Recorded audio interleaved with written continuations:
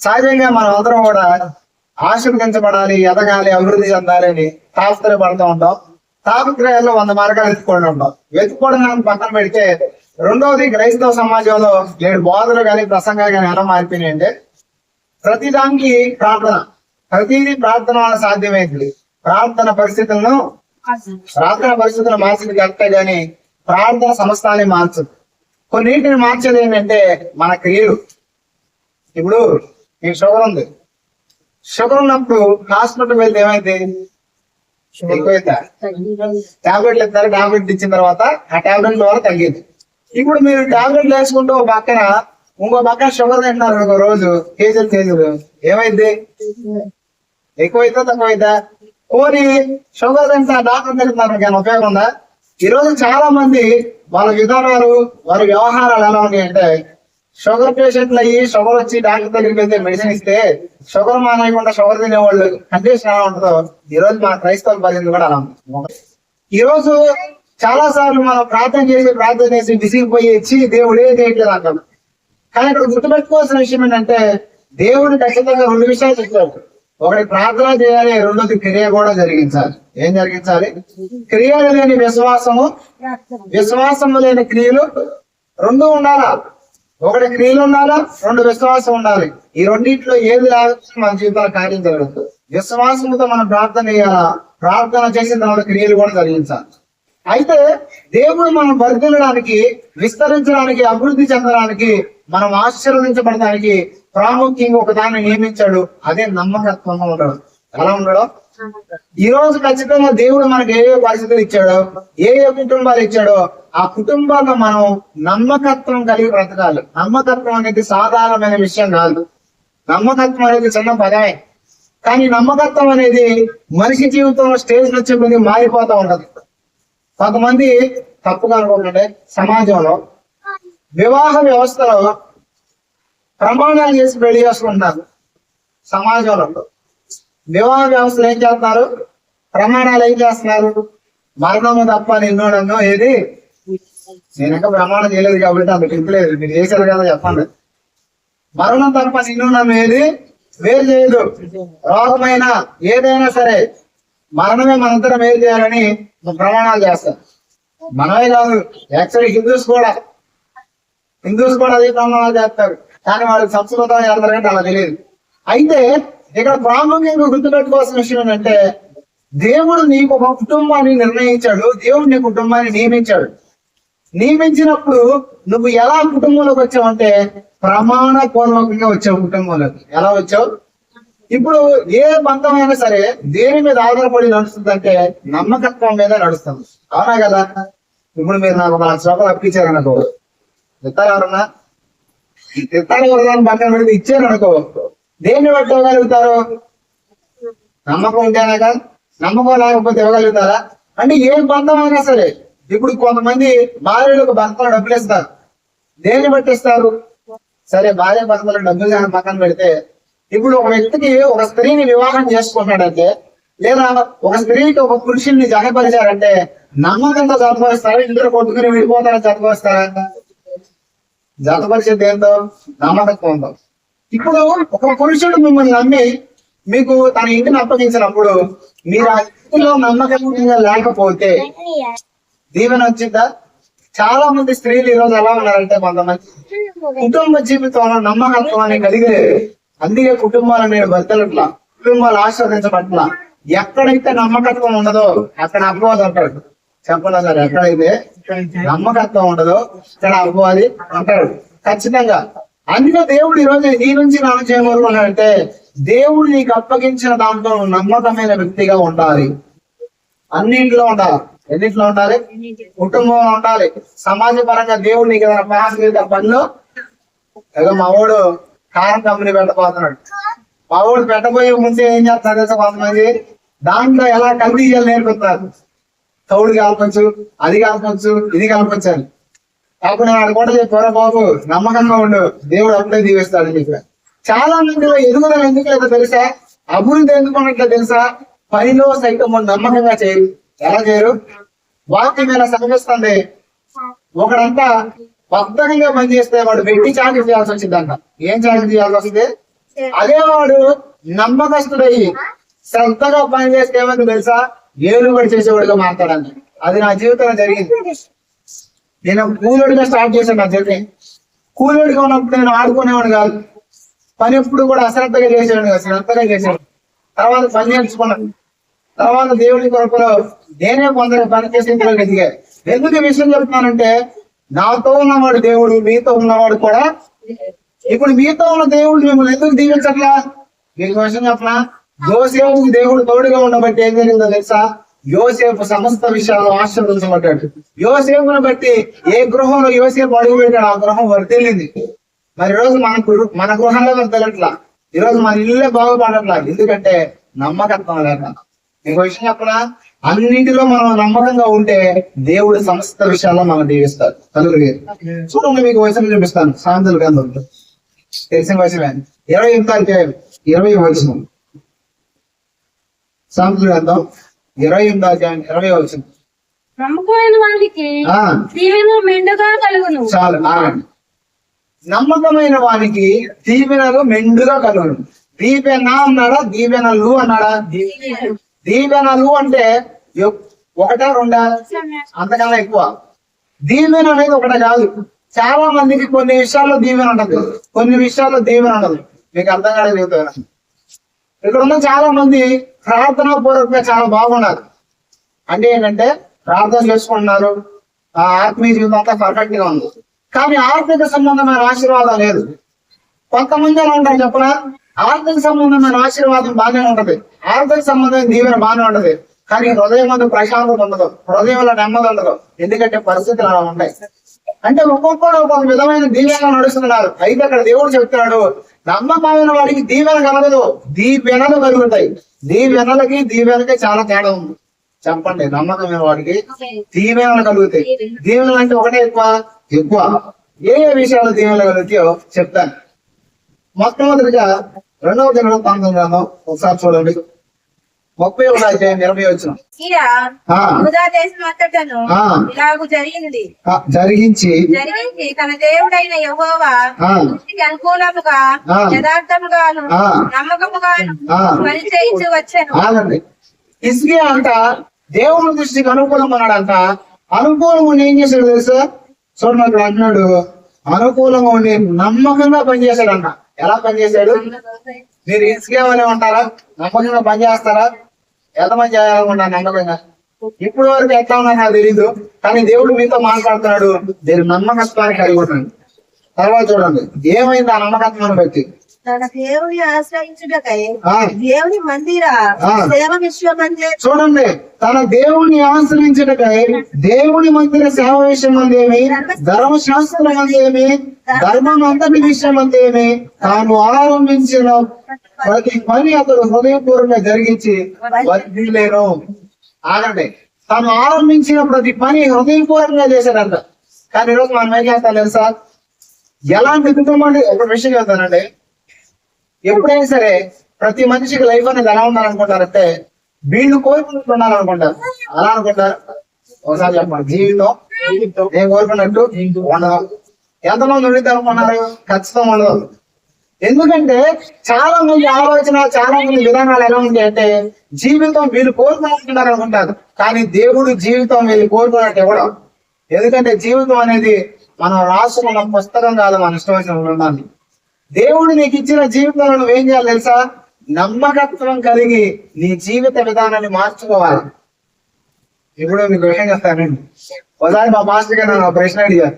ప్రశ్న ఏంటంటే, ఎరా విడియదుకున్నా కదా, నీకు ఎట్లాంటి భార్య కావాలన్నారు. ఎట్లాంటి భార్య అంటే మంచి ఆత్మీయాలు కావాలన్నా. అట్లా కాదు, తెల్లగా కావాలా నల్లగా కావాలని చెప్పాను. అప్పుడు నేను నవ్వాను అనమాట. అయితే అట్లా కాదు, నాకు వాళ్ళకి ఇష్టం ఉంటుంది కదా ఏంటని అడిగితే నేను చెప్పాను, నల్లకున్నా తెల్లకున్నా మనసు మంచిది చాలంటే అని అడిగాను. చాలా మందికి ఎలా ఉంటుంది తెలుసా? తెల్లని బొమ్మల్లో ఉండాలి, కానీ దేవుడు ఇట్లా వరకు వెళ్తాడు నల్లగా ఉంటాయి. ఎవరు వెళ్తాడు? ఇప్పుడు తెల్లగా ఉన్న వాళ్ళు చూసి నేను అట్లా చేసుకోలేదని మనం ఎందుకంటే దేవుడు మీకు కావాల్సిన దాన్ని జాతపరిచాడు. దేని జాతపరిచాడు? దేవుడికి తెలుసు మీకు ఎవరు ఇవ్వాలో, దేవుడికి తెలుసు మీకు ఎలాంటి వాళ్ళు ఇవ్వాలో.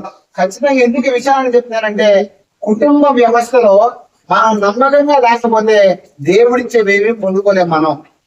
దేవుడు ఈ ఉదయకాల సమయంలో ఎందుకు మనతో మాట్లాడుతున్నాడంటే నమ్మకత్వమే వర్తింపజేసింది. నమ్మకత్వం వల్ల మనం విస్తరిస్తాం. నమ్మకత్వం నీలో ఉంటే దేవుడు ఎక్కడ ఉంటాడు? ఎవరి దగ్గర ఉంటాడు? నమ్మకంగా దానియేలు ప్రార్థన చేయబట్టే దానియేలుతో దేవుడు ఉన్నాడు. ఎక్కడ దాకా ఉన్నాడు దేవుడు? సింహాల భూమి దాకా వచ్చాడు ఆగిపోయాడా? సింహాల భూమిలో సైతము దానియేలు సింహాల భూములు అంటే సింహాల ఉపవాసం ఉండదు తెలుసా మీకు? దానియేలు కోసం సింహాల ఉపవాసం ఉండదు. సింహాలు కట్టేశాడు దేవుడు. ఎందుకు ఈ విషయాలు చెప్తానంటే నువ్వు నమ్మకంగా ఉండే ప్రతి విషయంలో దేవుడు ఏం చేస్తాడు తెలుసా? నీతో ఉంటాడు. భక్తుల జీవితంలో అన్ని కార్యాలు జరిగిన ఈ రోజు మన జీవితంలో ఏమీ జరగట్లేదనే కారణం ఏంటంటే భక్తులు దేవుని వరకు నిలబడ్డారు. ఎవరు వరకు నిలబడ్డారు?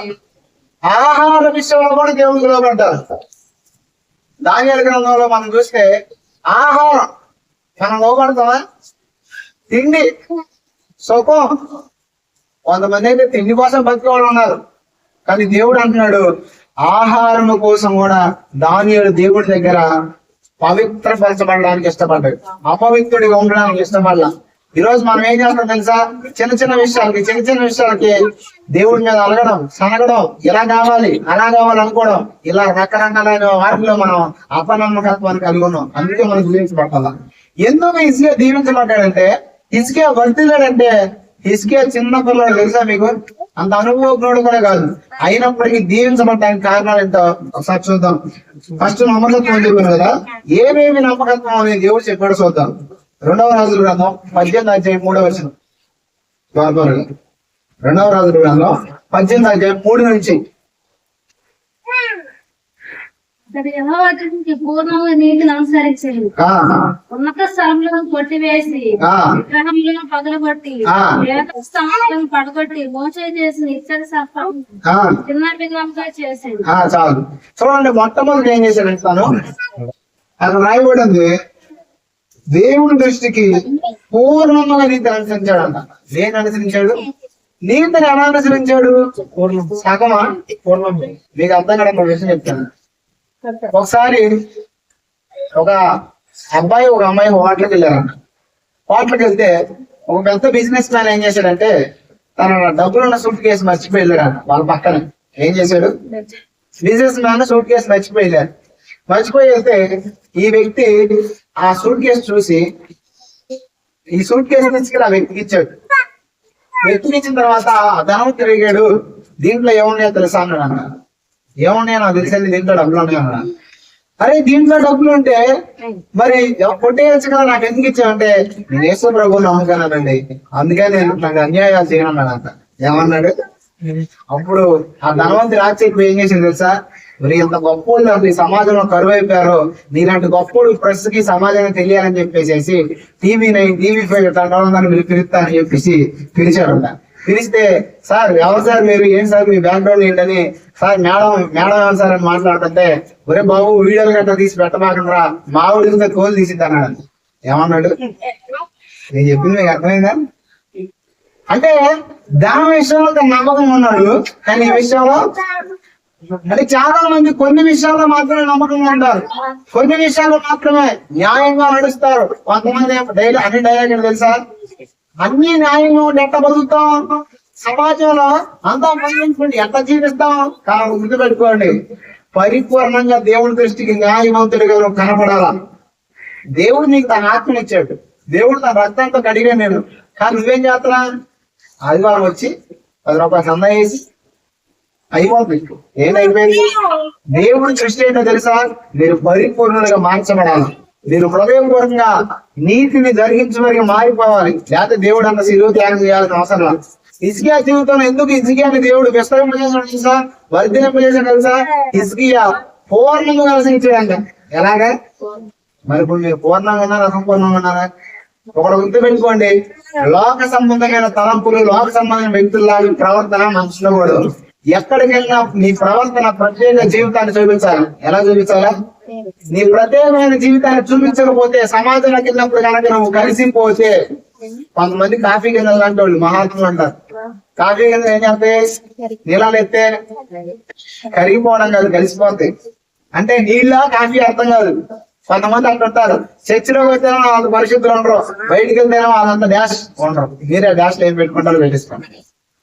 అంటే కొంతమంది ఇక్కడ బాగానే ఉంటారు, ఇక్కడ బాగానే పాడతారు, ఇక్కడ ఏమన్నారు తెలుసా, ఓ విశ్వాసి మారు, ఓ విశ్వాసి ఎట్ట చేయి, ఓ విశ్వాసి ఎట్ట చేయి అంటారు. కానీ బయటికి వెళ్ళినప్పుడు మామూలే, బూతులు మామూలే, సినిమా పాటలు మామూలే, అవి మామూలే. ఇంకేంటి దేవుడు దీవించేది మాత్రమే. ఒకటి గుర్తుపెట్టుకోండి, హిజ్కియా అనే దేవుడు వర్ధింపజేసాడంటే నమ్మకత్వం. ఏమత్వం? తర్వాత చూడండి, చిన్నాభిత్తం చేసేటండి దేన్ని, మోషే యొక్క ఇత్తడి సర్ప. అంటే మోషే అప్పుడు అరణ్యంలో పాములు కలిసినప్పుడు ఏమైందంటే, దేవుడు ఒకరితో వచ్చినప్పుడు మోషే దేవుడు చెప్తాడు ఏమని, ఇతర సర్పాన్ని దాన్ని చూసిన వాడు బతుకుతారు. కానీ ఇస్రాయేల్ ప్రజలు ఏం చేస్తారు తెలుసా, దాన్ని పూజించారు. దేన్ని పూజించారు? ఈరోజు ఒక విషయం చెప్పనా, క్రైస్తవులైన మన జీవితంలో నమ్మకం ఉండాల్సిన దేవుడికి. కొంతమంది నమ్మకం దేని మీద చెప్పనా, ఖర్చు నమ్ముకుంటున్నాను ఈ మధ్య చాలా మంది. నేను వ్యతిరేకం కాదు, కానీ వీటిని వ్యతిరేకిస్తా. అద్భుతాలకు వ్యతిరేకం కాదు, స్వస్థతలకు వ్యతిరేకం కాదు, ప్రవచనాలకు వ్యతిరేకం కాదు. కానీ చాలా మంది షో చేస్తున్నారు వీటిని పెట్టుకొని. ఇంకో కొంతమంది విచిత్రమైన మనోళ్ళే ఎక్కడికైనా 170 కొనుక్కోవడం అలవాటు. ఎందుకో తెలుసా, అక్కడ ఏదో వచ్చేస్తుంది, ఏమీ రాదు. వచ్చిందా? సరే ట్రై చేయండి. ఒక 170 కాదు, 100 170 చేసి ఇంట్లో పెట్టుకోండి. ఏమైనా బాగా అయితే అని చూస్తా. దేవుడు చేయకుండా ఏది నీ జీవితంలో జరగదు, దేవుడు చేస్తే ఏది నీ జీవితం ఆగదు. ఎప్పుడు జరుగుతుందో తెలుసా, ఇలాంటి విగ్రహ సంబంధమైన వాటి మీద నమ్మకం ఉండకూడదు. అన్యులకి ఇట్లాంటి విగ్రహ సంబంధమైన మీద నమ్మకం ఉంది. మీకు విషయం చెప్తాను, హైదరాబాద్ లో గౌడ ఫోన్ చేసి వాళ్ళ ఇంట్లో సమస్య ఉంటే చెట్టు ప్రార్థన చేస్తే ఆ సమస్య పోయిందంట. పోతే ఆవిడికి నా మీద నమ్మకం వచ్చింది. ఎవరి మీద నమ్మకం వచ్చింది? నేను ఎవరికైనా ఒకటే చెప్తాను, నా మీద కాదు, దేవుడి మీద నమ్మకం పెట్టుకున్నాను. ఈమె ఒక మొక్కు ఉందంట, నాకు తెలియదు ఈ విషయం. ఆ మొక్కు ఏంటో తెలుసా, ప్రతిరోజు నాకు ఫోన్ చేసి గుడ్ మార్నింగ్ చెప్పాలి. ఇది మొక్కు. పొద్దున్నే నేను ఇక్కడ లేచుకోవడం కాదు, ప్రతిరోజు 40 రోజులు ఫోన్ చేసిండు. 40 రోజులు ఫోన్ చేసి పాస్టర్ గారు ప్రైజ్ అవడం అనేది పెట్టేసి ఇంతే. ఇది తప్పు కూడా మాట్లాడేది కాదు. 40 రోజులు అయిపోతుంది. ఎందుకమ్మా ప్రతిరోజు చేద్దాం అంటే, నేను మొక్కుకున్నానండి మీకు ప్రతిరోజు అది చెప్పాలని. ఇది కూడా మొక్కు అంట. నాకు ఇట్లా ఉంటాను సమాజంలో అనిపించింది. ఎందుకు చెప్తున్నానంటే, కొంతమంది ఆచార సంబంధమైన భక్తి. ఖచ్చితంగా క్రీస్తు నీలో ఉన్నప్పుడు ఆచారాలకి నీకు అవసరం లేదు. 7 వారాలు 8 వారాలు 9 వారాలు 10 వారాలు అవసరం. నీ లైఫ్ లో నువ్వు దేవుడికి ఇష్టకరమైన నమ్మకకరమైన వ్యక్తిగా బతికితే వద్దాన్నప్పుడు నువ్వు వదిలేతావు. హల్లెలూయా. ఇప్పుడు హిజ్కియా చేసిన ఉద్యోగానికి ఏం చేయాల, దేవుడి మీద నమ్మకం ఉంచాడు. తర్వాత చూడండి హిజ్కియా ఏం చేశాడు. దానికి ఇశ్రాయేలీయులు పేరు పెట్టి దానికి ధూపం వేయించు తర్వాత అతడు ఇశ్రాయేలీయుల దేవుడైన యెహోవా యందు విశ్వాసం ఉంచిన వాడు. అతని తరువాత వచ్చిన యూద రాజులను, అతని పూర్వీకులైన రాజులను అతనితో సంబంధమైన వాడు ఇప్పుడునూ లేడు. చూడండి తర్వాత హిజ్కియా చేసిన పని ఏంటి, నమ్మకం ఉంచాడు. ఏముంచాడు అంటే పూర్తిగా నమ్మకం ఉంచాడు, దేవుడి మీద ఆధారపడ్డాడు. ఇంకో విషయం చెప్పనా, హిజ్కియా దేవుడి మీద ఎలాంటి సందర్భాలు నమ్మకం ఉంచాడు తెలుసా, పరిస్థితులన్నీ భయంకరంగా వ్యతిరేకం అయిపోయినాయి హిజ్కియాకి. ఒక రాజు పట్టణాన్ని అంతా ముట్టడిస్తాడు. ఏం చేస్తాడు, ముందు ఎగ్జాలు అనేది కనపడింది. పట్టణాన్ని ముట్టడిస్తే భయంకరమైన కలువ వస్తుంది, తినడానికి కూడా అక్కడ ఫుడ్ ఉండదు. ఇలాంటి పరిస్థితుల్లో ఆ రాజు ఏమంటాడు తెలుసా, రాజు ఏమంటాడంటే, అరే బాబు వాళ్ళ దేవతల కన్నా దేవుడు గొప్ప, ఎంత మంది రాజ్యాన్ని జయించారో తెలుసా, ఎన్ని దేశాలను జయించారో తెలుసా, ఆ దేశాల యొక్క దేవతలు దేవుళ్ళు నా కింద ఓడిపోయారు, వాళ్ళ దేశాలను కాపాడలేకపోయారు. నీ దేవుడు ఎంత, నీ దేశం ఎంత అంటాడు. కొన్నిసార్లు చరిత్రలో మనకేం చెబుతాడు తెలుసా, నువ్వెంత, నీ భక్తి ఎంత, నీ ప్రార్థన ఎంత, నువ్వు అది నువ్వు విధి ఎట్లా చెప్తాడు. కానీ గుర్తుపెట్టుకోండి, మనం తక్కువే, మన సామర్థ్యం తక్కువే, కానీ మన దేవుడి సామర్థ్యము ఉన్నతమైంది. ఏంటి మన దేవుడి సామర్థ్యం? అప్పుడు హిజ్కియా హడావిడి పడిపోరా, భయపడిపోరా. ఏం చేశాడంటే ప్రవక్త దగ్గరికి కొన్నిసార్లు దౌర్భాగ్యం అంటే కొన్ని వ్యతిరేకమైన పరిస్థితులు గుండా వెళ్తున్నప్పుడు క్రైస్తవులే విగ్రహార్థికులైన మాంత్రికులను ఆశ్రయిస్తారు. ఒక విషయం చెప్తాను, ఎవరో అలాంటి సందర్భాన్ని ఫేస్ చేశారు, వెళ్ళారు, అందుకే దేవుడు మాట్లాడుతున్నాడు. దాని వల్ల శాపగ్రస్తులు అవుతారు. ఏమవుతారు? దేవుడు ఎందుకు విగ్రహాధికుల్ని కానీ విగ్రహాధికులు అంటే ఇప్పుడున్న హిందువుని కానీ నేను చెప్పేది, అప్పట్లో ఎవరైతే హింస చేసేవాళ్ళు, సోనిగా ఉండేవాళ్ళు, ఎవరైతే కర్ణపిశాచాన్ని యాడ్ చేసుకుని కర్ణపిశాచం ద్వారా ఇతరులకు వార్తలు చెప్పేవాళ్ళు, అలాంటి వారిని దూరం చేయమన్నాడంటే అలాంటి వారిని ఆశ్రయించిన వారు శాపగ్రస్తులు అవుతారు. ఏమవుతారు? చాలా మందికి ఈ రోజు మనలో తెలియక ఏం చేస్తాను చెప్పనా, విచారణ చేయడానికి పరిగెత్తుతున్నారు వాళ్ళ దగ్గరికి. ఏంటి పరిస్థితులు ఎందుకు మారట్లేదు, పరిస్థితులు ఎలా జరుగుతున్నాయి, ఈ పరిస్థితులు ఏమైనా మార్పు వస్తే బాగుంటది, అక్కడికి వెళ్తే ఆయన తెలిసిద్దాం అనుకున్నారు. మీకు తెలియని విషయం ఏంటంటే దెయ్యం దేవుడి పిల్లలకు ఎందుకు సహాయం చేస్తుంది చెప్పండి? దెయ్యం దేవుడి పిల్లల సహాయం చేసిద్దా? మరి ఎంత అజ్ఞానం అంటే దేవుడి కార్యం దెయ్యం ఆశ్రయిస్తున్నాను. ప్రవచనాత్మకంగా చెప్తున్న విషయం, మారు కొన్ని పశ్చాత్తాపడండి. శ్రీశైలం నుంచి ఒకడు ఫోన్ చేశాను ఒకసారి. ఫోన్ చేసి గర్భఫలం నిలబట్టలేదని చెప్పారు. అంటే ప్రెగ్నెన్సీ వస్తుందంట, ఒక నెల అవ్వగానే పోతుందంట. ఇట్లా ఇంచుమించు 5-6 సార్లు జరిగిందంట. ఎక్కడికి వెళ్ళిన హాస్పిటల్కి వెళ్ళినా సరే నిలబడతలేదు. ఏమో అర్థం కావాలి. అప్పుడు నేను ప్రార్థన చేసినప్పుడు దేవుడు నాతో చెప్తున్న మాట ఏంటంటే, ఒరే బాబు వీళ్ళ దగ్గర అంత మంచిగా చెప్తున్నారు, ఆ చోటుకి వెళ్ళారు పలానాసారి క్షమాపణ అడగమను, ఆ షాప్ వీరి మీద పనిచేస్తుందని చెప్పాడు. సాయిగౌడ ఇంటికి ఉన్నప్పుడే ఈ సాక్ష్యం ఇచ్చిన కొత్తలో. తర్వాత నేను అడిగాను, మీరు ఒకసారి వెళ్ళారు కదా, ఆ శాపం మీద పనిచేస్తుందంటే మీకు ఎలా తెలుసా అన్న. ఎలా తెలిసేదని దేవుడు చెప్తారు అంతే. ఈ రోజు ప్రవచనాత్మకంగా చెప్తాను మాట, ఉన్నారు కాబట్టి చెప్తున్నాను. ఆ శాపం మీ కుటుంబం మీద ఉంది. దేవుడి దగ్గర పశ్చాత్తాపడం, దేవుడి దగ్గర పశ్చాత్తాపడం అన్నప్పుడు వాళ్ళు పశ్చాత్తాపడ్డారు. ఎందుకు ఈ విషయం చెప్తున్నానంటే, చాలా సార్లు మనకు తెలియదు మనం వర్తిల్లాలని, మనం జీవించాలని దేవుడు ఆశిస్తున్నాడు. అయినప్పటికీ కూడా మనం ఏం చేస్తున్నాం తెలుసా, దేవుని మీద పరిపూర్ణమైన విశ్వాసాన్ని ఉంచట్లా. సైతం గారు చేసే పని ఏంటంటే మన విశ్వాసంలో దెబ్బకొడతాడు. మనం ఏం చేయాలి తెలుసా, విశ్వాసంతోనే వాడి అగ్ని బాణాలను ఆర్పాల. విశ్వాసంతోనే ఏం చేయాలి తెలుసా, వాడిని జయించాలి. వాక్యముతో జయించాలి, దేంతో జయించాలి. కానీ ఈరోజు మనం చాలా సార్లు ఏం చేస్తుంది తెలుసా, వాడి మాట వింటాం. దేవుడి విషయం చెప్పనా, చూద్దాం. నేను ఉపవాసం ఉన్నాను కదా, ఉపవాసం ఉన్నప్పుడు ఈ మంచినీళ్ళు తాగడం ఒకదంట. ఇక్కడ ఈ కాళ్ళంతా బాగా పట్టేస్తే నాకు ప్రేరేపణ వస్తుంది. ఏంటో తెలుసా, ఈ కాళ్ళు నువ్వు ఇన్ని రోజులు తిన్నది కాబట్టి అయిపోతున్నాయి అంటే, పట్టేసి లోపల అరిగిపోతే నీకు అదవుతుంది ఇదవుతుంది అంటే ఒకటే చెప్పాను, నా దేవుడు 4 రోజుల తర్వాత చచ్చిపోయిన శవాన్ని కూడా తిరిగి లేపగలిగాడు. నా దేవుడు ఎండిపోయిన ఎముకల మహాశరీరం మార్చగలిగాడు. అవసరమైతే నా కాళ్ళు, నా చేతులు, నా ఎముకలు అన్ని అరిగిపోయినా సరే మరలా పక్షిరాజు నా యవనాన్ని కొత్తగా చేస్తాడని విశ్వాసంతో చెప్పాను. కొన్నిసార్లు దెయ్యాలు ఏం చేస్తాయి అంటే ఇలాంటి వాళ్ళు కూడా ఉన్నారు ఇక్కడ. అందుకే చెప్తున్నా, పక్కనే ఉండి అవిశ్వాసపు ప్రేరేపణలు ఇస్తా ఉంటాయి. వాడి పనే అది. వేరే ప్రేరేపణ కలగ చేస్తూ ఉంటాయి, ప్రేరేపణ కలగ చేస్తూ ఉంటాయి, ఇతరుల మీద చెడు ప్రేరేపణ కలగ చేస్తూ ఉంటాయి. అప్పుడు ఏం చేయాలి, మనం యేసు నామములో దాన్ని జయించాలి. ఏదే దుష్టుని. కానీ మనం ఏం చేస్తాం తెలుసా, అవును కదా, నిజమే కదా, అమ్మో ఇప్పుడు నేనేం చేయాలి, ఉపవాసం మానేయాలా? ఏం మనం ఒకటే తీర్మానం చేసుకున్నాను, చచ్చిపోయినా సరే 40 రోజులు చేయాల్సిందే, అవ్వాల్సిందే 40 రోజులు అని తీర్మానం చేసుకున్న దేవుడి దగ్గర. ఎందుకు ఈ విషయం చెప్తానంటే, నేను మన దేవుడి యందు మనం పరిపూర్ణమైన నమ్మకం కలిగి ఉండాలి. ఏ నమ్మకం? చాలా సార్లు మన జీవితంలో మనం వజ్రపోవడానికి, నమ్మకత్వాన్ని దేవుడి దగ్గర చూపించలేకపోవడానికి విశ్వాస లోపము చాలా కారణం. విశ్వాస లోపం వల్ల మన జీవితంలో ఎన్నోసార్లు మనం దేవుడికి అవిధేయులుగా మారిపోతాం. దేవుడికి అవిధేయులుగా మారిపోయి దేవుడు చెప్పినట్టు బ్రతుకో, దేవుడు మనం బ్రతకమన్నట్టు బ్రతుకోం, దేవుడికి ఇష్టకారం కూడా మనం బ్రతకలేం. అందుకే వాక్యం అసలు 11 అవసరం విశ్వాసం లేకుండా దేవుడికి ఇష్టమేమిట, ఆయన వెతుకొచ్చువాడు ఆయన ఉన్నాడని, ఆయన వెతుకువాడికి ఫలము దయచేయడని. ఇప్పుడు వెతుకోవాడికి ఫలం ఇస్తాడంట. నమ్మాలి. నువ్వు నమ్మకపోతే ఏమీ జరుగుతావు. మీరు వేసుకునే మెడిసిన్ అయినా సరే 10% పనిచేసింది. ఎన్ని శాతం? మిగతా 90% దేని మీద ఆధారపడింది తెలుసా, ఈ విశ్వాసం. కరోనా నుంచి చాలా మంది మంచి మెడిసిన్ వాళ్ళు చచ్చిపోయారు, కొంతమంది మామూలుగా బ్రతికారు. ఎలా బ్రతకగలిగారు? నమ్మకం. నీ నమ్మకం ఏం చేసి తెలుసా, నిన్ను బ్రతికిస్తుంది. ఎందుకో తెలుసా, నీ నమ్మకం వల్ల దేవుని శక్తి నీలో విడుదలైంది. నువ్వు కనుక అపనమ్మకం చేసావు అనుకో, ఇంకో విషయం చెప్తానంటే, మీరు చేసే ప్రతి ప్రార్థన దేవదూతలు దేవుడి దగ్గర తీసుకెళ్తారు. వాక్యం ఉన్నది, నేను చెప్పట్లేదు.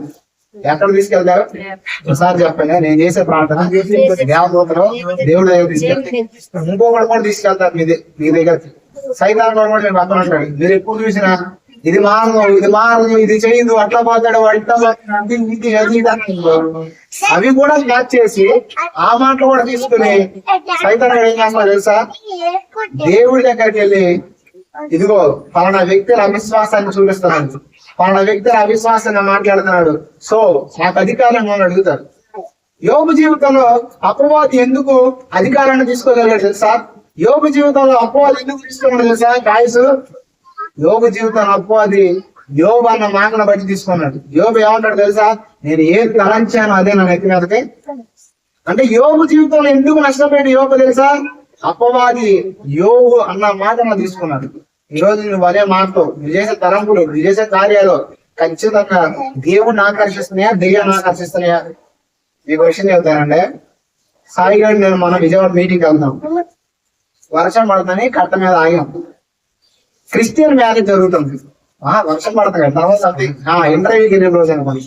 క్రైస్తవ పెళ్లి జరుగుతుంటే ఫస్ట్ పాటలు పెట్టారు. ఏ పాటలు తెలుసా? మేము వెళ్ళేటప్పుడు దేవుడి పాటలు పెట్టారు. మేము ఇల్లు వచ్చేటప్పుడు 4:30 టైం అవుతుంది, పెళ్లి అయిపోయింది, భోజనం కూడా అయిపోయింది. ఇప్పుడు ఏం పాటలు మోగుతుంది తెలుసా? మీకు అవసరం లేదు, తెలిసిపోతుంది చెప్పాలన్నా.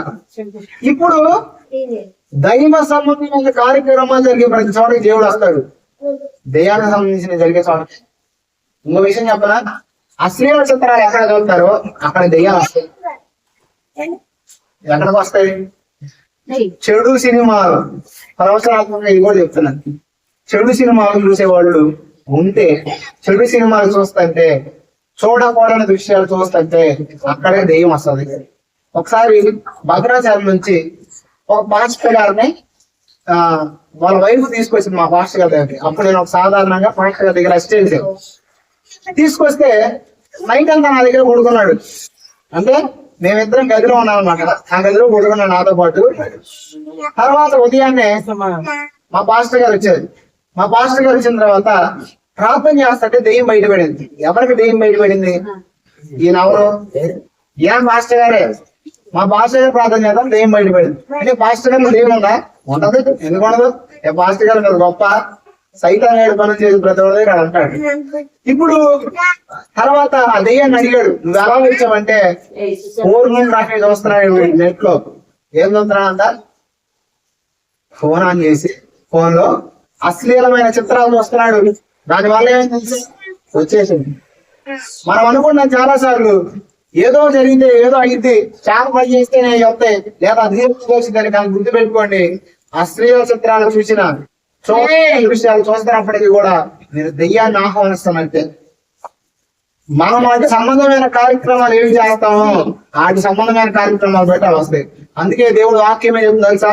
నీతిమంతుని గుడారంలో రక్షణ సంగీత సునాదాలనే అయ్యున్నాయి, ఇంకోటి ఉన్నాయా? ఇంకోటి ఉంటే మీరు నీతిమంతుల గృహం కాదు మీరు. అందుకే దేవుడు వాక్యం ఏం చెప్తుంది తెలుసా? నీ గుడారంలో నుంచి చూద్దాం, ఎందుకు చదవచ్చు. యోబు గ్రంథం 21వ అధ్యాయం 22 నుంచి సరే 23 చదివేసాడు లైట్ గా. సర్వశక్తి వైపు నువ్వు తిరిగి నడవాలి, నీ గుడారం నుండి దుర్మార్గం దూరం తొలగించి నడవాలి. నీవు అభివృద్ధి అంటే ఎప్పుడు వచ్చింది? అభివృద్ధి చెప్పండి. అభివృద్ధి ఎప్పుడు వచ్చింది?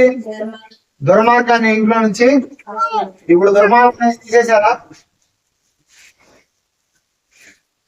దుర్మార్గాల నుంచి కనుక నీకు గృహంలో ఉంటే, దుర్మార్గ సంబంధమైన ఇంట్లో ఉంటే ఖచ్చితంగా అభివృద్ధి రాదు. అభివృద్ధి రావాలంటే నీ ఇంట్లో ఉండకూడదు. హల్లెలూయా. అర్థమైందా? ఎందుకు దేవుడి విధానంలో తీసుకెళ్తాను నాకు తెలియదు, కానీ ఖచ్చితంగా చెప్తున్నాను, మన జీవితాలు మనం మార్చుకోవాలి. దేవుడు తన ఆత్మనిచ్చాడు మనకి, దేవుడు తన రక్తంతో కడిగాడు మనల్ని. కడిగినప్పటికీ మనం ఆర్థికంగా దీవించబడకపోవడానికి, కడిగినప్పటికీ మనం వర్ధిల్లకపోవడానికి కారణం ఇదే. దేవుడు ఇచ్చేసాడు ఆల్రెడీ. మీకు విషయం చెప్పనా? చాలా మంది అనుకుంటారు ఆశీర్వాదం పైనుంచి రావాలా. ఏం రాదు, ఆల్రెడీ ఉన్నాయి. ఇప్పుడు మీకు విషయం చెప్తానండి, అన్ని జనులకి ఆర్థిక సంబంధం ఆశీర్వాదం ఉందా లేదా? మీ ఏరియాలో దేవుడు నమ్ముకున్నాడు ఉన్నారు, డబ్బులు ఉన్నాయి రాదు ఉన్నాయి. అంటే కొన్ని వాళ్ళ జీవితంలో శాంతి సంబంధం లేకపోవచ్చు, అవి లేకపోవచ్చు, అవి పక్కన పెడితే డబ్బులు ఉన్నాయా లేదా?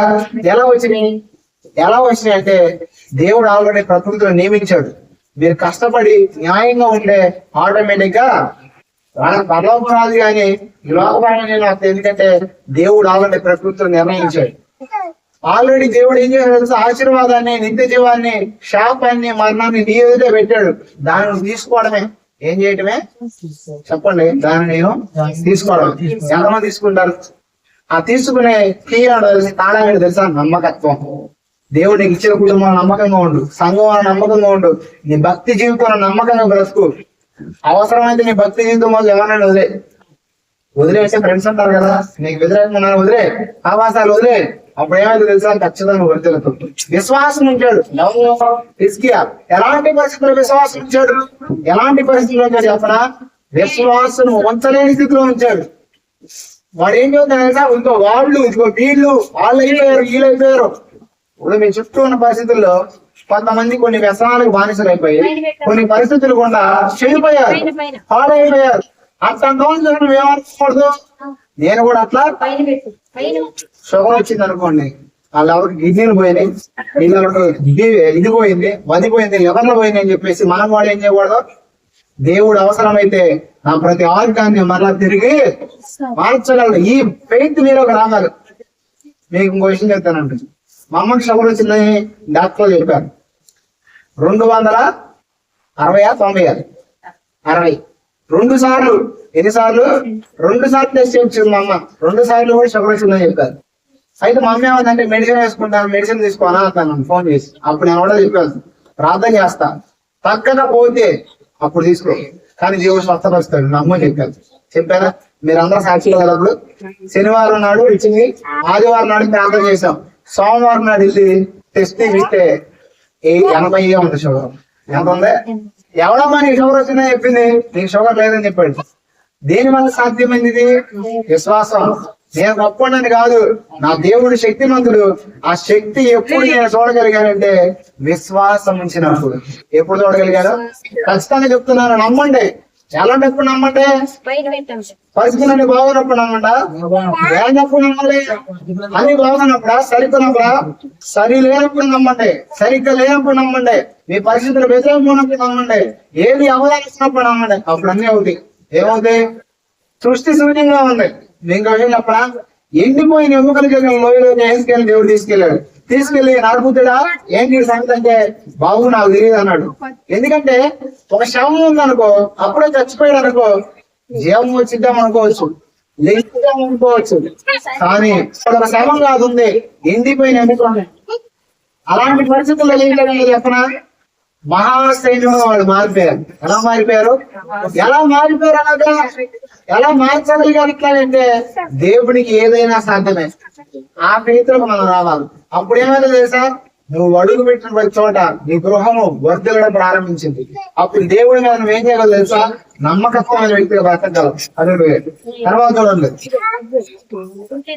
2వ రాజుల గ్రంథం 18వ అధ్యాయం 6వ వచనం. పట్టుకొని అతడు ఆయన వెంబడించలో వెనుక తీయక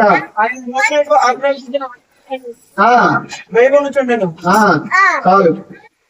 చూడండి, ఇక్కడ దేవుడు స్పష్టంగా చెప్తున్నాడు. హిజ్కియా వర్ధిల్లడానికి ఇంకో కారణం ఏంటంటే, దేవుణ్ణి హత్తుకున్నాడంట. ఏం చేశాడు?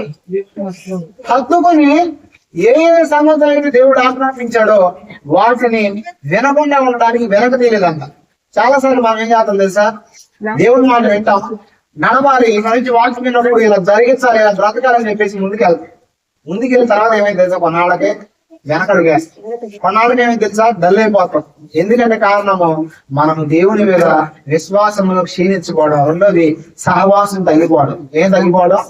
మీరు గుర్తుపెట్టుకోండి, మీరు వర్ధిల్లడంలో వెళ్ళిపోతూనే ఉండాలంటే, మీ అభివృద్ధి కనపరచ ప్రజలందరూ చూడాలంటే, విస్తరిస్తూనే ఉండాలంటే మీరు చేయాల్సిన పని ఏంటి తెలుసా? దేవుణ్ణి హత్తుకోవాలి. ఏం చేయాలి? ఇక్కడ చూడండి, ఈజీగా ఎప్పుడైతే దేవుణ్ణి హత్తుకున్నాడో, హత్తుకొని వెనక తిరగలేదంట. ఈ రోజు నా ప్రశ్న, ఆత్మీయ జీవితం మీరు తొలి దినాల్లో ప్రార్థన చేశారు, తొలి దినాల్లో దేవుడితో ఉన్నారు, ఈ రోజు ఎలా ఉన్నారు? ఒకనాడు చావైన బ్రతికైన దేవుడి కొరకే, చావైన బ్రతికైన ఆయనే అని ఒకనాడు ఉంది. మరి ఈ రోజు దేవుడి కొరకు మారాలా, బ్రతకాలా, జీవితాన్ని మార్చుకోవాలని తలంలో కోసం మరి ఈ రోజు ఆగిపోయింది చాలా మందిలో. కారణం ఏంటంటే తలంపులు, కారణం ఏంటంటే వెనక దిగిపోయారు. అందుకే దేవుడు అన్నాడు తెలుసా, నాగుల మీద చేయి పెట్టి వెనక తిరిగేవాడు నాకు. ఇప్పుడు ఎంతమంది అర్థం దిగిపోయారు? మరణమైన, చావైన, ఖడ్గమైన, హింసైన ఆది సంఘంలో ఉన్న వ్యక్తుల్ని వెనక తిప్పలేకపోయింది. కానీ మనకన్నా అవసరం లే, చిన్న సమస్య చాలు, కొన్ని అప్పులు చాలు, 1 లక్ష రూపాయలు అప్పు చాలు, 50,000 అప్పు చాలు, అంతే అయిపోతాయి. విచిత్రం, చిన్న చిన్న వాటికి రాబడి, చిన్న చిన్న దూది కింద లాంటి వాటికి ఏం చేస్తారు సార్? పర్వతాలు ఇచ్చేసుకోవడం ఉండాలి. నమ్మంటే దేవుణ్ణి, హత్తుకోండి దేవుణ్ణి, వెనక తిరగండి. అప్పుడు ఏమైంది తెలుసా? మీరు వద్దన్నా మీరు అభివృద్ధిలోకి వస్తారు. ఏమొస్తారు? తర్వాత చూడండి. ఆగండి, ఎందుకు దేవుడు సార్ ఇవన్నీ చేశాడు? వెళ్ళిన చోట అతడు జయము పొందెను. చూడండి, హిజ్కియాకి దేవుడు తోడుకున్నాడు కాబట్టి తను వెళ్ళిన ప్రతి చోట, ఇప్పుడు చెప్పండి, జయము ఇంగ్లీష్ ఏమన్నా తెలుసా? ప్రతి చోట అభివృద్ధి పొందడం ఉంది. అంటే నువ్వు ఎక్కడికి వెళ్ళినా అభివృద్ధి వచ్చింది. వాక్యంలో దేవుడు ఇచ్చిన ఆశీర్వాదం ఒక ఆశీర్వాదం తెలుసా? నువ్వు బయటకు వచ్చినప్పుడు, లోపలికి వెళ్ళేటప్పుడు, నువ్వు పట్టణంలో, పొలంలో దీవించబడతావు. ఎప్పుడు జరుగుతుంది తెలుసు అంటే ఇది చేసినప్పుడు జరుగుతుంది. మన జీవితాల్లో ఎవరు పర్ఫెక్ట్ కాదు, ఎవరు పైన వల్ల అందరం కూడా శరీర సంబంధమైన వ్యక్తులమే. కానీ క్రీస్తుని ఎరిగిన మనం, వాక్యాన్ని ఎరుగుతున్న మనం సరి చేసుకుంటూ వెళ్ళాలి. ఏం చేయాలా? సరే, ఎంతవరకు వాక్యం అర్థమైందా? ఇంకొక పాయింట్ చెప్పి ముగిస్తా. ఆశీర్వాదంలో మీరు ఇక్కడ మనం ఫస్ట్ టైం చదువుకున్నప్పుడు దీవెనలు అని చదివాం. దీవెనలు చదివాం కదా. అభివృద్ధి ఒకటే, శరీర సంబంధంగా ఆత్మ సంబంధంగా అయితే అందరికి ప్రాముఖ్యంగా ఒక కొద్ది ఏంటంటే ఫైనాన్షియల్. ఏంటది? నాకు అది ఎవడం పెద్ద ఇష్టం ఉండదు, కానీ దేవుడు చెప్పమన్నాడు కాబట్టి చెప్పాల్సింది అంతే. ఇంతవరకు నేను పరిచయం వచ్చి ఇక్కడ 5 సంవత్సరాలు అయింది. ఏ రోజు దశభాగం గురించి నేను బాగు చేశానా? ఏ రోజైనా మీటింగ్లు పెట్టే మేము కానుక అడిగానా? పండగలు వెళ్తే 500 ఇవ్వండి ఇప్పుడు అడిగానా? మిమ్మల్ని కదండి, ఎవరిని అడగను. కొన్ని మీటింగ్లకు వెళ్ళినప్పుడు కూడా ఉచితంగా వీళ్ళు వచ్చే రోజులు ఉన్నాయి. మా వాడిని అడగండి, మా వాడు నేను అడిగిన కదా పరిచయం చేయడానికి ఇంచుమించు మాకు 2,000 ఖర్చు అయితే 500 కానికి ఇచ్చారు వాళ్ళు. ఎంత ఇచ్చారు? ఛార్జీలకి ఎంత అయినా తెలుసా? 1500 అని. అయినా నేను అడిగానా? అడగ. ఎందుకంటే నాకు దేవుడు అడగడం నేర్పించాల. ఈ రోజు కూడా తీసుకోవడం నాకు తక్కువే, ఇవ్వడం ఎక్కువ తెలుసు. అది అంటే ఎందుకు ఈ విషయం చెప్తానంటే, మీరు వర్తిల్లారంటే చేయవలసిన పని కూడా ఉంది. ఒకసారి చెప్తానంటే, మనందరం కూడా ఒక వచనం మీద టార్గెట్ పెడతాం. ఆ వచనం ఏంటంటే, అడుగుడి మీకు ఏం అడిగితే ఇస్తాడు దేవుడు. అడిగితే ఇచ్చేవి కొన్ని ఉంటాయి, ఇస్తే ఇచ్చేవి కొన్ని ఉంటాయి. ఒకసారి అడిగితే ఇవ్వాలి, దేవుడు అడిగితే ఇస్తాడు, ఇస్తే ఇస్తాడు. చెప్పండి, అడిగితే ఇస్తాడు, ఇస్తే ఇస్తాడు. ఏం అడిగితే ఇస్తాడు, ఏమి ఇస్తే ఇస్తాడు? విషయం చెప్పరా? ఆత్మ సంబంధమైన ప్రతిదీ దేవుడు అడిగితే ఇస్తాడు. కానీ ఆర్థిక సంబంధంగా లోకపరమైన ప్రతిదీ మనం ఇస్తే దేవుడు మనకి ఇస్తాడు. ఇవ్వడం నేర్చుకోవాలి. అందుకే యేసు ప్రభు చెప్పిన మాట నేను చూపిస్తాను చూడండి. ప్రతి ఒక్కరు కూడా లోక సువార్త 6:38 క్షమించుడి, అప్పుడు మీరు క్షమింపబడుదురు. ఇవ్వుడి, అప్పుడు మీకు ఇయ్యబడును. ఆగండి, క్షమించండి మీకు, అడుగుడి మీకు. ఇప్పుడు ఇక్కడ ఏమన్నాడు? ఇవ్వండి. మీకు విషయం చెప్పనా? ప్రార్థన ఉచితం కాబట్టి మనం ఏం చేస్తాం తెలుసా? ఇన్నిసార్లు చేస్తాం. అదే మీరు ప్రార్థన చేసిన ప్రతిసారి 100 రూపాయలు ఇమ్మన్నాను అనుకో, ఎవడన్నా చేస్తాడా? మనిషి ఇప్పుడు నేను మీ ఇంటికి వచ్చాను, సరే నేను పక్కన పెట్టలేదు, నేను వేరు కదా. ఎవరిని వచ్చారు, వాళ్ళకి ఏదైనా పెట్టాలి. పెట్టే విషయంలో మీ దగ్గర ఉన్నది పెడతాను. కానీ ఆర్థిక సంబంధమైన విషయాల దగ్గరకు వచ్చేసరికి మనిషికి మనసు ఒప్పుదు. ఏమవుతుందో అంటే ఇవ్వడానికి కానీ పెట్టడానికి కానీ ఖచ్చితంగా మన మనసు ఒప్పుదు. సైతానుడు ఎక్కడ అర్థం ఉంటాడు తెలుసా? ఇచ్చే పడే ఉంటాడు. అందుకే ఈ రోజు మనం ఆశీర్వదించబడేపోతాం చాలా విషయాలు. ఇంకో విషయం చెప్పనా? శాపం కూడా ఇవ్వకపోవడం వల్లే వస్తుంది కుటుంబంలో. ఎప్పుడు రోగాలు, ఎప్పుడు కూడా ఇంట్లో అనారోగ్య సమస్యలు, ఇవన్నీ దేని వల్ల ఉంటాయి తెలుసా? దేవుని ధనాన్ని దేవునికి ఇవ్వకపోవడం వల్ల. నేను ఇది నా స్వార్థం కోసం నేను చెప్పట్లేదు, మీ ఇష్టం, మీరు ఎలా తీసుకున్నా నాకు అనవసరం, కానీ దేవుడి మాట ఉన్నది కాబట్టి చెప్తున్నాను ఖచ్చితంగా. చూడండి ఇక్కడ అంటున్నాడు, ఎవ్వడి మీకు ఇవ్వండి అంటున్నాడు. చూడండి హెజ్కేలు గ్రంథం 44:30 వచ్చింది, ఒకసారి చూద్దాం. మీ ప్రతిష్టాత్మలోను తొలిచూరు వాటన్నిటిలోను మొదటి మీరు ప్రథమ ఫలములన్నిటిలోను మొదటి మీరు యాజకుల వదును మీ కుటుంబకు ఆశీర్వాదం కలిగినట్లు మీరు ముందుగా పిసిగిన పిండి ముద్దను యాజకులకి చెన్నై వెళ్దాం ప్రతి నెల. మేము అక్కడ కూడిక జరుగుతూ ఉండాలి. కూడికలో ఆయన పాస్టర్ గారికి ఆ ఇద్దరు కౌంటర్లు అన్నమాట. పాస్టర్ గారు దేవుడు చెప్పాడంట, సేవకులకి నువ్వు బియ్యం రైస్ ఇవ్వమని చెప్పి, బియ్యం ఇవ్వమని చెప్పాడంట. ఏమన్నాడు? బియ్యం 5 కేజీలు ఇస్తాను నెల అంటే 5 కేజీలు బ్యాగ్. కేజీ ఎంతో తెలుసా? ఇంచుమించి 80 రూపాయలు. ఎంత? 80 రూపాయలు బియ్యం 5 కేజీలు ఇస్తాడు. ఎందుకు ఇస్తాడంట ఆయన? దేవుడు చెప్పాడంట. ఇప్పుడు మీకు విషయం చెప్తాను. మీరు కానుకలు ఇచ్చారనుకోండి, ఈ కానుక ఉపయోగించేస్తాం కదా, ఉపయోగించేటప్పుడు ఎప్పుడు ప్రార్థన చేస్తాం? కానుక కోసం కానుక ఇచ్చినప్పుడు ప్రార్థన చేస్తాం. ఆహారం కనుక అది ఇచ్చారనుకో, ఎప్పుడు ప్రార్థన చేస్తాం మనం? చెప్పండి. ఇప్పుడు మీకు 10 కేజీలు పంపించారనుకున్నాను. ఈ 10 కేజీలు ఒక రోజు తినే ప్రస్తుతం కుటుంబంలో ఉంటున్నాను. సరే, కుటుంబంలో పక్కన పెట్టింది. ప్రార్థనకు వచ్చిన చోట మీరు పెట్టారనుకోండి, ప్రార్థన పెట్టినప్పుడు అందరూ ప్రార్థన చేసుకుంటా చేసుకున్నారా? ఏం చేస్తారు? ప్రభా ఇది ఇచ్చిన వారిని అంటే చూడండి, మనం ప్రతిసారి దేవుని సన్నిధిలో జ్ఞాపకం చేయబడతాం. దేని వల్ల? ఇవ్వటం వల్ల. ఎందుకు ఈ విషయాన్ని ప్రస్తావన చేస్తున్నానంటే, మనం ఆర్థిక సంబంధమైన విషయాల్లో మనం ఏమనుకుంటాం అంటే, కొన్నిసార్లు ఇస్తే అయిపోతాయి ఏమనుకుంటాం, కానీ దేవుడు ఇస్తే ఎప్పుడు అయిపోయినవాడు. ఎందుకో తెలుసా? ఆయన విత్తువాడికి విత్తనం ఇచ్చేవాడు. ఒకసారి ఇవ్వడం అనేది అలాంటిది అంటే బావి లాంటిది. ఎలాంటిది? ఒకసారి ఇస్తా ఉంటే వస్తానే ఉంటాయి. అది దేవుడు ఇచ్చేది. దేవుడు ఎలా చేస్తాడంటే మీకు కూడా తెలియదు. అది కొన్నిసార్లు మన జీవితం అనవసరం ఖర్చులు అయిపోతే అయిపోవా, నీకు అవ్వేవా, నాకు గోల్డ్ అయిపోయాయి ఇప్పటికి. ఎందుకంటే ఆర్థికంగా నేను సంపాదించాలనుకునేవాడిని. స్టార్టింగ్ స్టేజ్ లో విశ్వాసం ఉన్నప్పుడు ఇచ్చేవాడు కదా దేవుడికి. ఇప్పటికి కూడా నేను ప్రతి నెల దశభాగం మా సేవకుడికి ఇస్తాను. ప్రతి నెల ఇప్పుడు మీరు వచ్చిన కానుకల్లో నాకు ఎక్కడెక్కడ వస్తాయో ఖచ్చితంగా దశభాగం వేరే డబ్బా ఉంటారు. రాగానే 1000 వస్తే 100 తీసి పక్కన పెడతా. పెట్టి నెలకొకసారి నాకు ఎంత అవుతుందో నేను మా సేవకులు ఇస్తాను. ఎందుకు చెప్తున్నానంటే, మనం ఆర్థిక సంబంధమైన విషయాలు దీవించాలంటే, అభివృద్ధిలోనికి రావాలంటే ఖచ్చితంగా ఇచ్చే వారిగా మార్పు చెందాలి. అది దేవుడు కోరుకుంటున్నాడు. ఇక్కడ చూడండి, కేసులో దేవుడు స్పష్టంగా చెప్తున్నాడు, మీరు మొదటిగా ఇస్తే మీ కుటుంబానికి ఏం కలుగుతుందంట? ఆశీర్వాదం కలిగింది. ఇప్పుడు మన పంట లేదా మన తెలుగు దేవుడికి ఇస్తున్నప్పుడు దేవుడు ఖచ్చితంగా దాన్ని చూస్తాడు. అదే ఏం చేస్తాడు? చూద్దాం ఒకసారి. 2వ కొరింథీయులకు రాసిన పత్రిక 9వ అధ్యాయం 6వ వచనం.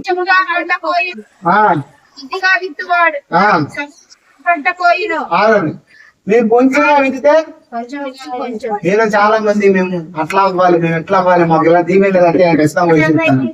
దేవుని భాగం దేవునికి కూడా నేర్చుకోండి. మీ జీవితాన్ని మీరు దీవించబడాలి. చాలా సార్లు మీ బ్లెస్సింగ్స్ ఆగిపోవడానికి అదే ప్రాముఖ్యమైన కారణం.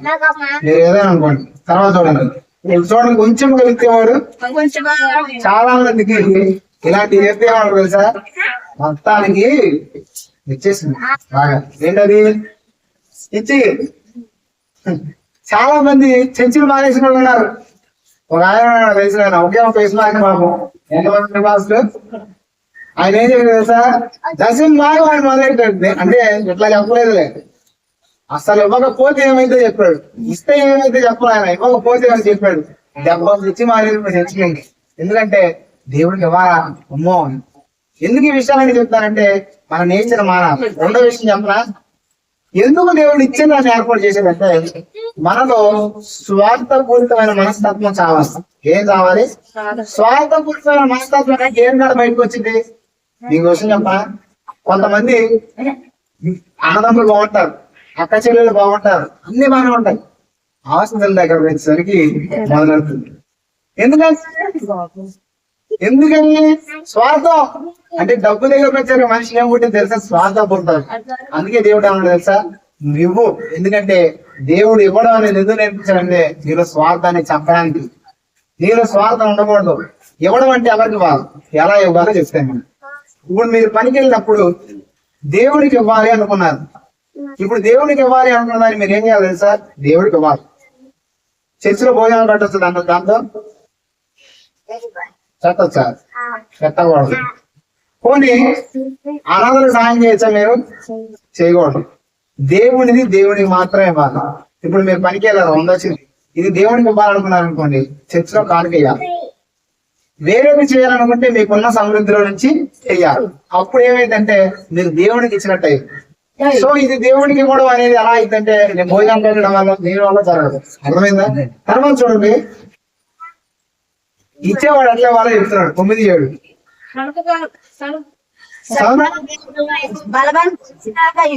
ప్రతి వాడు తన హృదయములో నిర్ణయించుకొని ప్రకారము ఇయ్యవలెను.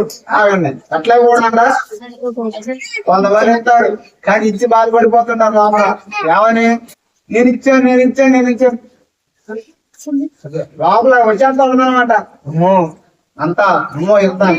మీరు గుర్తుపెట్టుకోండి, మీరు దేవుడికి కూడా ప్రారంభించండి. మీ జీవితంలో సమృద్ధి మీరు చూడకపోతే అడగండి. నేను చూశాను కాబట్టి చెప్తున్నా. మీకు లైవ్ ఎగ్జాంపుల్ ఒకటి చెప్తానండి. నేను హాస్టల్లో ఉన్నప్పుడు 2 జతల బట్టలు నాకు 2 జతల బట్టలు అంటే మమ్మీ చేసింది సార్. పుట్టినరోజుకి black colour pant, blue colour shirt కొనిచ్చింది. నాకు బాగా ఇష్టం బ్లూ కలర్ అంటే. బ్లూ కలర్ మామూలుగా నాకు బాగా ఇష్టం, బ్లూ గ్రీన్. అయితే నేను వేసుకున్నా పుట్టినరోజుకి, ఒకే ఒక రోజు వేసుకున్నా. నాకు చాలా నచ్చింది.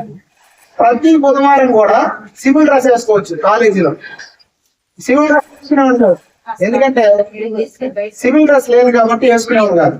ఇప్పుడు మా అమ్మ కొనిచ్చిన డ్రెస్ ప్రతి బుధవారం వేసుకుందామని అనుకున్నాను. కానీ ఏం జరిగిందంటే ఒకసారి వేసుకున్న తర్వాత మా హాస్టల్లో 5 రోజుల నుంచి ఒక వ్యక్తి అదే బట్టలతో ఉన్నాడు. అంటే బట్టలు లేవు, ఏదో ఊరి నుంచి వచ్చాడు సమితి.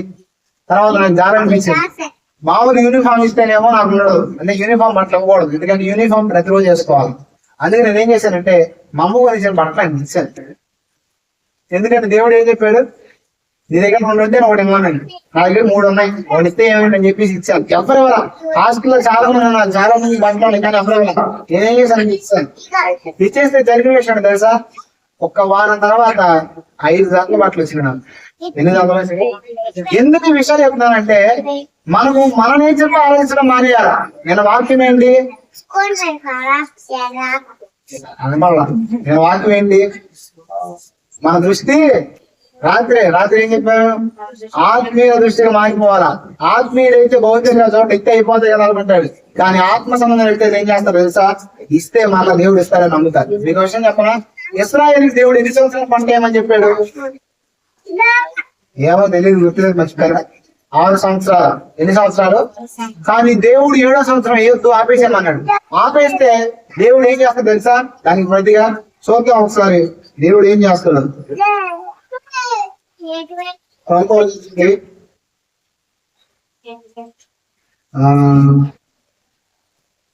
లేవియకాండం 25:21 చూడండి. అక్కడ దేవుడు ఏమంటున్నాడు? పంటను 7వ సంవత్సరం వేయకపోతే 6వ సంవత్సరం వరకు వేసి ఆపేస్తే ఏమైంది? 25:21. అయితే నేను 6వ ఏట నా దీవెన మీకు పలుకున్నట్లు. చూడండి, మీరు 6 సంవత్సరాలు అయింది, 7వ సంవత్సరం ఆపేసండి, కూలితే ఏ పంట వేయొద్దు. అయితే దేవుడు ఏం చేస్తాడు తెలుసు? దేవుడు మాట విన్నందుకు నా దీవెన మీకు కలుగునట్లు, దీవెన కలిగేటట్లుగా ఆజ్ఞాపిస్తాడు. అది 6వ సంవత్సరం ఏమైతే తెలుసా? 3 ఏళ్ళ పంట వచ్చిందంట. ఎన్ని సంవత్సరాల పంట వచ్చింది? ఎట్లా సాధ్యమైంది? ఇప్పుడు మీకు సంవత్సరానికి ఎన్ని బస్తాలు పండిద్ది? 40 వేసుకోండి. 3 సంవత్సరాలు పంట ఎంత? 3 4 ఎట్లా అంటే దేవుడిని సాధ్యమైంది. ఎలా మనకు తెలియదు కొన్నిసార్లు ఎలా దేవుడు దీవిస్తాడు. ఖచ్చితంగా దేవుడు దీవించాలని ఆశపడదని చెప్తున్నాను. దేవుడు ఎవరిని దీవించినా అక్కడ కింద కొన్ని రాష్ట్రపతులు 2 మంది అక్కడ ఏమంటున్నాడు చూద్దాం ఒకసారి. అదే వచ్చాం సనుకోనకు ఇవ్వండి. కింద ఏమంటున్నాడు చూడండి.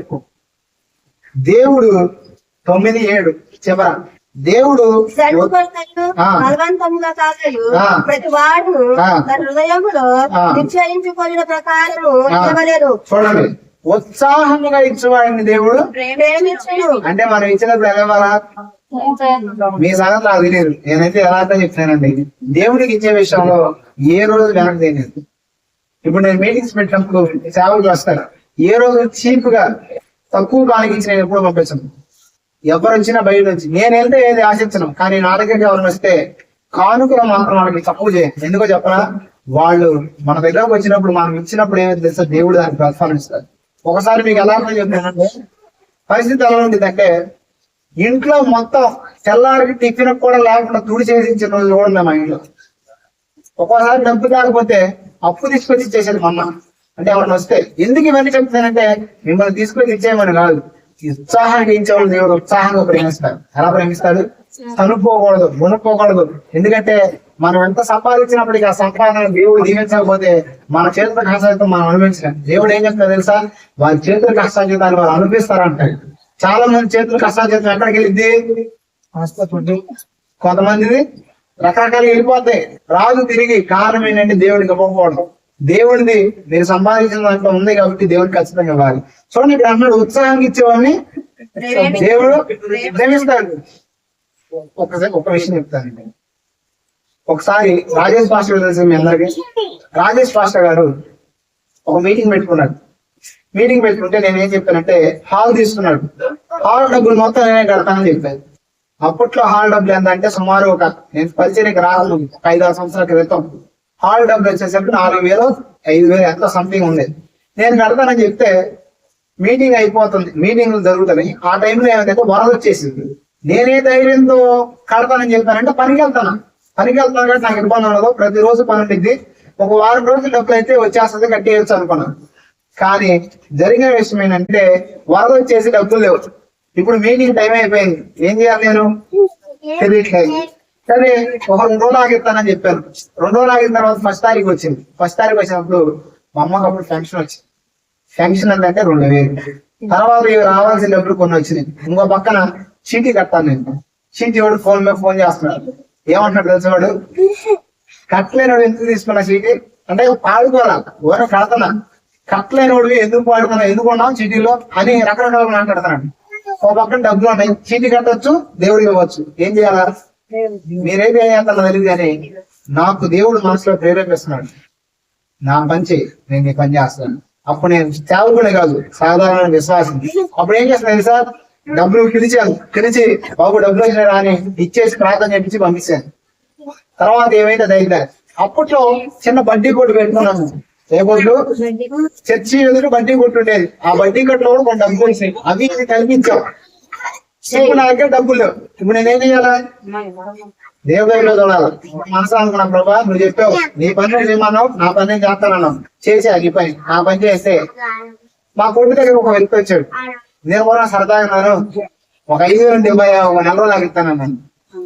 సరదాగా అన్నాను. సరదాగా అంటే ఆయన సరదాగా అన్నాడు కదా అని పట్టించుకోవాలి. తర్వాత నిజంగా కావాలా ఎంత అవ్వాలని అడిగితే, సరే సాయంత్రం నాకు లోన్లు అవ్వట్లేదు, వరద వల్ల ఏమైందంటే మామూలుగా స్టాక్ అంతా ఆగిపోయింది, స్టాక్ అయిపోతే కానీ నీకు సాయంత్రం డబ్బులు ఇస్తానన్నాడు. లోడ్ ఎత్తితే 10 రోజుల నుంచి ఆగిపోయింది నాకు లోడు అన్నాడు. సరే నేను అన్నాను, ప్రార్థన చేస్తే అయిపోతులే, సాయంత్రం రెడీ చేస్తాను. ఆశ్చర్యం ఏంటంటే ఆ రోజు సాయంత్రం లోడ్ అయిపోయింది. 10 రోజుల నుంచి అమౌంట్ ఆ రోజు అయిపోయింది. ఆ రోజు నాకు డబ్బులు ఇచ్చాడు. డబ్బులు ఇవ్వడం విచిత్రం కాదు, ఇక్కడ విషయం చెప్తా వినండి. తర్వాత ఏం జరిగిందంటే, నేను తిరిగి ఇచ్చే సమయానికి ఆ వ్యక్తికి ఆ డబ్బులు చాలా అవసరం, అంటే 5,000 చాలా అవసరం.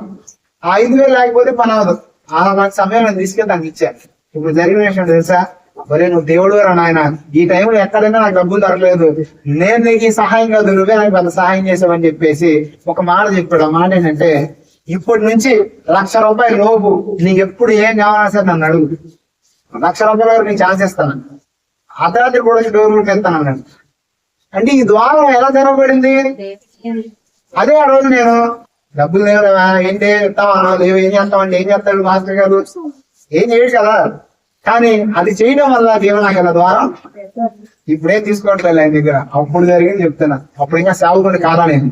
ఎందుకు ఇవన్నీ చెప్తానంటే, మనకు తెలియని కొన్ని ద్వారాలు తెరవబడతాయి దేవుడికి లోబడినప్పుడు. అందుకే మనం దేవుడికి ఇచ్చేటప్పుడు ఎప్పుడు సనుక్కుని ఇవ్వకూడదు, ఉత్సాహం ఇవ్వాలి. ఏం చేయాలా, అనేకమైన డబ్బులు వేస్ట్ ఖర్చు అయిపోతూ ఉంటాయి, వ్యర్థంగా మనం హాస్పిటల్లో ఖర్చు పెట్టేస్తాం. కానీ దేవుడు మీ కుటుంబాన్ని దీవించాలంటే వజ్రాలు చేయాలంటే మీరు ఇవ్వాలి. తర్వాత చూడండి, త్వరగా మరియు ఆ. అన్నిటి అందు ఆ. ఎల్లప్పుడూ ఆ. మీరు ఆ, సంఘ సమృద్ధి కాదండి, అన్నిట్లో మీరు సర్వ సమృద్ధి కలిగిన వాడు. అంటే సమృద్ధి కలగడానికి ఆ ఉత్తమమైన ఆ. ప్రతి కార్యం చేయటకు ఆ. దేవుడు ఆ. ఈ ఎడల సమస్త విషయములైన ఆ. కృపను విస్తరింపజేయగలవాడు. తర్వాత చూడండి, నేను చదువుతానండి. ఇందు నిమిత్తం అతడు వెదజల్లి దరిద్రులకు ఇచ్చాను, అతని నీతి నిలవడము నిలిచినని రాయబడి ఉన్నది.